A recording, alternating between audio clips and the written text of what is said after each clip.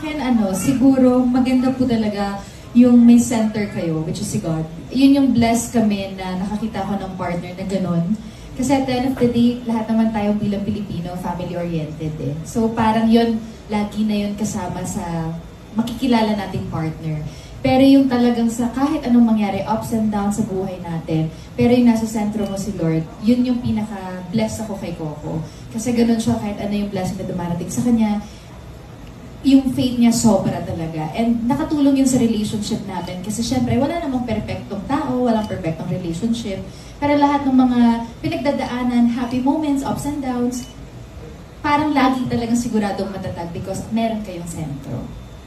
Saka ako share ko lang, kaya siguro kami tumagal yung relationship namin. Una, syempre kami, honestly, di ba, dati pa to lagi na kami pinag-uusapan na parang sila na yata or gano'n. Kasi talagang kinip namin na private yung relasyon namin. Kasi alam naman natin sa show business, di ba? Pag marami nang pumapasok, kung marami nang nakikialam sa personal yung buhay, dun minsan nagkakaroon ng problema. Which is kami natutunan namin, sabi ko nga, sa haba ng proseso, ang pinaka-key, yung marespeto kami sa isa't isa.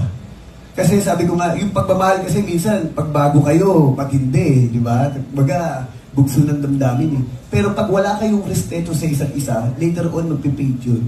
Kami ngayon, sabi ko nga, yung respeto sa kayo pagsusuportahan ng isa't isa, yun yung pinaka-sikreto namin. Kaya yung pagmamahal namin, mas tumitindi.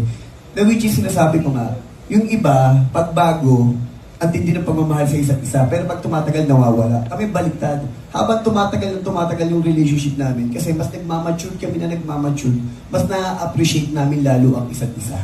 Which is ang naging pundasyon nun, yung respeto sa kayong pagsusuportahan. Kaya nga sabi ko, kung ano man minsan naiisip ni Jules, like kunyari nung naisip niya na gusto niya mag-business, support.